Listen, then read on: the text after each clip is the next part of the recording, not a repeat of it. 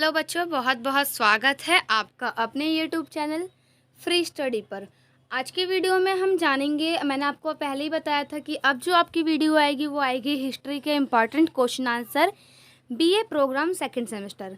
तो इसमें ज़्यादा नहीं, आप कम से कम अगर 15 क्वेश्चन भी कर लेते हैं ना पूरी बुक में से, तो आप एग्जैक्टली ये समझिए कि आप पास हो जाएंगे। पास क्या, आप अच्छे नंबरों से पास हो जाएंगे, क्योंकि आपसे ज़्यादातर सेम क्वेश्चन, रिपीटेड क्वेश्चन पूछे जाते हैं। तो हम बात करते हैं हमारे पहले क्वेश्चन की। पहला क्वेश्चन है कि अपने अध्ययन काल के ऐतिहासिक पुनर्गठन के लिए साहित्यिक पुरातात्विक स्रोत के महत्व की चर्चा कीजिए। ये जो आपका है चैप्टर 1 में से है। यूनिट 1 जो है आपका, उसमें से ज़रूर आपसे कोई ना तो कोई एक क्वेश्चन आएगा। उसमें से आपका एक क्वेश्चन पक्का है स्रोत के ऊपर, चाहे वो पुरातात्विक स्रोत हो, साहित्यिक पुरातात्विक स्रोत हो या कोई सा भी स्रोत हो, आपके लिए एक क्वेश्चन ज़रूर वहाँ से मिलेगा। तो आप अपने उस चैप्टर को ऐसा प्रिपेयर करो कि कोई भी क्वेश्चन पूछे, बेसिकली ज़्यादातर आपसे क्वेश्चन यही पूछता है, स्रोत के ऊपर घुमा फिरा के आप आंसर दे पाओ, ऐसा इतने अच्छे से प्रिपेयर करना। और जो मैंने आपको करवाया था आपका यूनिट 1, आप चाहें तो कोई भी क्वेश्चन आए पूरा का पूरा यूनिट 1 भी लिख दोगे ना अगर, तो आपके लिए इनफ होगा उतना। तो अगर आपको कम से कम एक क्वेश्चन पूरा प्रॉपर तैयार करना है, तो आप एक पहला चैप्टर जो है उसको सही से रेडी कर लो। और आपको मैं एक बात बता दूं, अगर आप जानोगे ना, तो सबसे छोटा चैप्टर आपका यूनिट 1 ही है। अगर आप उसको कवर कर लेते हो तो आप ये समझो कि आपका एक क्वेश्चन पक्का, मतलब आप एक क्वेश्चन पक्का कर लोगे। उसके बाद आपका सेकंड है समुद्रगुप्त की उपलब्धियाँ। समुद्रगुप्त की उपलब्धियाँ आपसे कई बार पूछी जाती है कि समुद्रगुप्त की उपलब्धियाँ क्या है, या समुद्रगुप्त के पूरी टिप्पणी आपसे बोल देगा कि पूरी टिप्पणी करो। तो आप अपना समुद्रगुप्त को एकदम प्रिपेयर करके रखना। अभी तक जो 3-4 पेपर मैंने देखे हैं, सैम्पल पेपर हो या आपके प्रीवियस ईयर के क्वेश्चन पेपर हो, उसमें आपसे ये क्वेश्चन ज़रूर पूछा गया है कि समुद्रगुप्त की उपलब्धियाँ बताओ। इसके अलावा आपका है गुप्त काल में धर्म तथा कला में हुए विकास को रेखांकित कीजिए।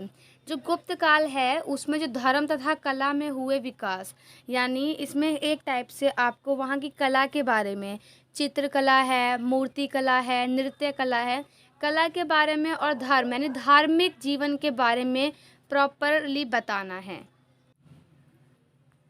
और इसके अलावा एक और चीज़, आप एक काम करना, आपका जो ये है ना गुप्त काल का, तो गुप्त काल का आप चाहे सामाजिक स्थिति हो, आपकी राजनीतिक स्थिति हो या धार्मिक स्थिति हो, आप इन सबको अच्छे से प्रिपेयर कर लो, क्योंकि आपसे ये बहुत बार ये भी क्वेश्चन पूछा जाता है। तो अगर हम बात करें गुप्त काल की, तो गुप्त काल में आप समुद्रगुप्त के बारे में और धर्म के बारे में, यानी धार्मिक स्थिति, सामाजिक स्थिति, राजनीतिक स्थिति, और साथ ही जो आपका है आर्थिक स्थिति, आप इसको एकदम प्रॉपर तैयार कर लेना। इसके अलावा आपसे कोई भी क्वेश्चन नहीं आएगा। क्वेश्चन आपसे घुमा फिरा के पूछेगा। आप अगर से धर्म है तो धर्म को देखते हुए, जिस बच्चे को कुछ भी नहीं आता है उनके लिए ये बात है कि अगर आपसे क्वेश्चन पूछा गया है धर्म, अगर आपको वर्ड दिख गया धर्म, तो आप धार्मिक स्थिति पूरी की पूरी लिख देना। जिनको कुछ नहीं आता स्पेशली उनके लिए है, जिन्होंने मतलब होता है ना, बहुत बच्चे ऐसे होते हैं कि बिल्कुल वो पढ़ते ही नहीं है, क्योंकि उनके पास क्या होता है, लैक ऑफ टाइम की कमी होती है। बहुत बच्चे जॉब वगैरह करते हैं, वो नहीं पढ़ पाते हैं। तो वो अगर मेनली ये 15 क्वेश्चन भी कर लेते हैं ना, तो ये उनके लिए बहुत ही ज़्यादा इनफ है। उसके बाद है गुप्तोत्तरकालीन सामाजिक एवं राजनीतिक आर्थिक स्थिति की विशेषता। वही जो गुप्तोत्तर बाद के जो बाद वाला काल था, शायद आपका ये यूनिट 3 है, इसकी सामाजिक स्थिति, राजनीतिक स्थिति और धार्मिक स्थिति के बारे में बताना है। या आपसे पूछ लेगा कि परिवर्तन बताओ, या आपसे बोलेगा विशेषता बताओ, तो दोनों बातें जो हैं वो सेम ही हैं। उसके बाद है हर्षवर्धन के जीवन एवं उपलब्धियों का वर्णन।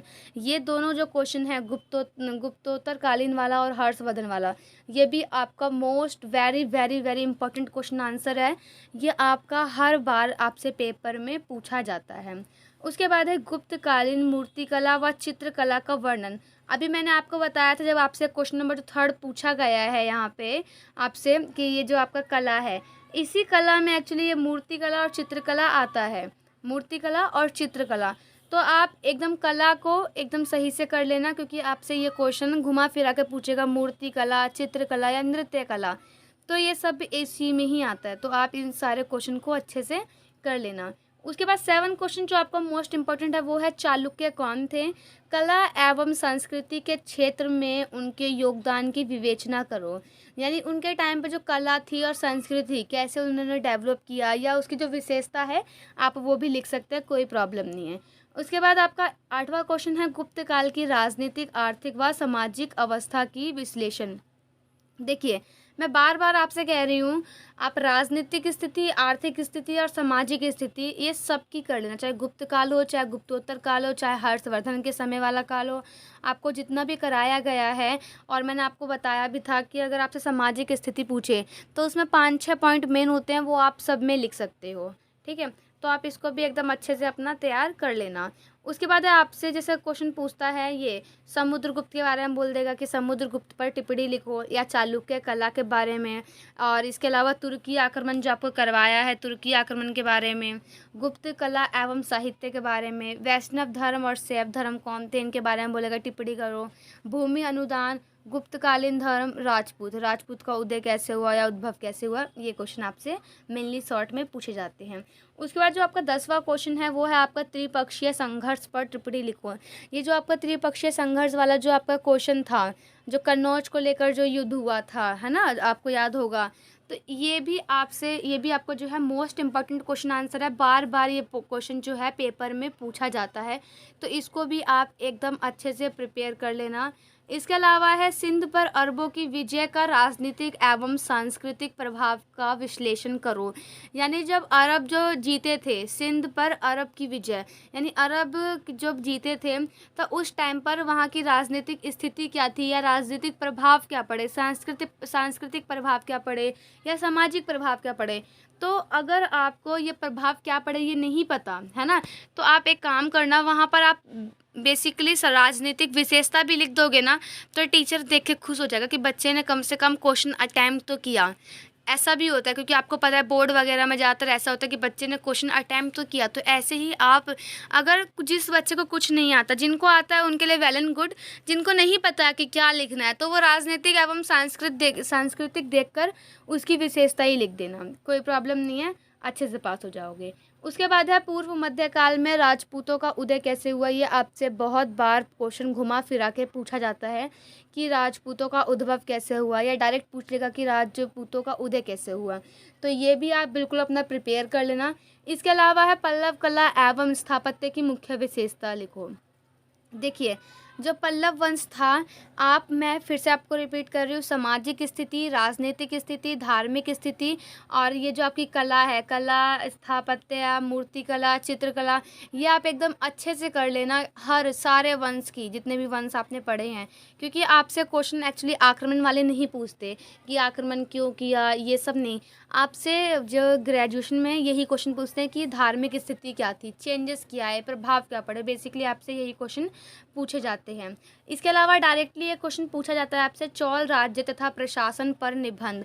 जो चौल जो साम्राज्य था, राज्य था, उसकी प्रशासन कैसी थी, राज्य कैसा था, इस प्रशासन में आप बहुत सारी बातें लिख सकते हो।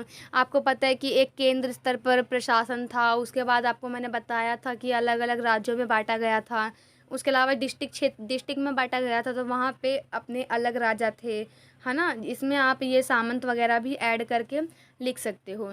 तो इन सब क्वेश्चन के अगर आप मेरे से आंसर मांगोगे तो ये बहुत ही गलत बात है कि आप मेरे से इतना कुछ कराने के बावजूद भी आप मेरे से आंसर मांग रहे हो। आपको याद होगा आज ही मैंने आपको टेलीग्राम, जो 2 चैनल है, ऑफिशियल चैनल और जहाँ पे हम डिस्कस करते हैं वहाँ पर, दोनों जगह मैंने आज आपको एक पीडीएफ प्रोवाइड करवाई थी। उस पीडीएफ में इसके सारे आंसर लिखे हुए हैं, और जो बच्चा अपनी तरफ से इन क्वेश्चन के आंसर लिखकर डिस्कशन ग्रुप में भेजेगा उसके लिए बहुत ही ज़्यादा फ़ायदा है, क्योंकि वो और बच्चों की हेल्प करेगा। साथ ही अगर किसी को कोई डाउट हो तो अपना आंसर लिखकर पूछ लेना कि मैम इसमें क्या करना है। ऐसा नहीं कि आपने डायरेक्ट बोल दिया कि मैडम क्वेश्चन नंबर 14 का आंसर बताओ, मैं बिल्कुल नहीं बताऊंगी, मैं डायरेक्टली मना कर रही हूँ, मैं बिल्कुल नहीं बताऊंगी। आप थोड़ा बहुत पहले प्रैक्टिस करोगे कि आपको चौल राज्य के बारे में कितना आता है, सपोज़ करो, है ना, तो आप थोड़ा बहुत पहले उसमें लिखोगे कि आपको कितना आता है, कितना नहीं आता है खुद से। उसके बाद आप फ़ोटो क्लिक करके मुझे पर्सनली भी भेज सकते हो या ग्रुप में भेज देना, मैं वहाँ पे चेक कर लूँगी और कुछ ऐड करना होगा तो मैं आपको बता दूँगी। और कैसे आपको अपने क्वेश्चन का आंसर देना है, सब हेडिंग क्या होनी चाहिए, हेडिंग क्या होनी चाहिए, कैसे लिखना है, ये वीडियो जो है आपको कल तक मिल जाएगी। और इसके अलावा आपको मैं कल एक आपका क्वेश्चन पेपर दिखाऊंगी, क्वेश्चन की किस टाइप के क्वेश्चन पेपर होता है और कितने क्वेश्चन होते हैं, मेनली एक क्वेश्चन कितने नंबर का होता है और क्या क्या क्वेश्चन बेसिकली पूछे जाते हैं। तो आप देख लेना, मैं ये नहीं कह रही कि मैं सॉल्व करवाऊंगी, मैं बस आपको आपका पैटर्न दिखाऊंगी कि किस टाइप के क्वेश्चन आते हैं और कौन सा क्वेश्चन कितने नंबर का होता है। तो आई होप आपको वीडियो पसंद आई हो।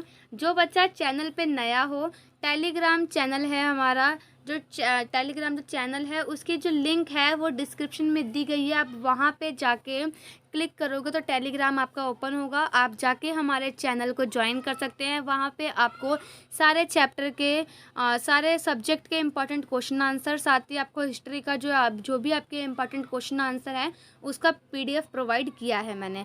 तो आप वहाँ पे जाके एक बार देख लेना, कुछ ना समझ में आए तो आप मुझसे पूछ सकते हो। अब बने रहने के लिए धन्यवाद। वीडियो को लाइक करना और चैनल को सब्सक्राइब करना ना भूलें। Thanks for watching. जय हिंद, जय भारत।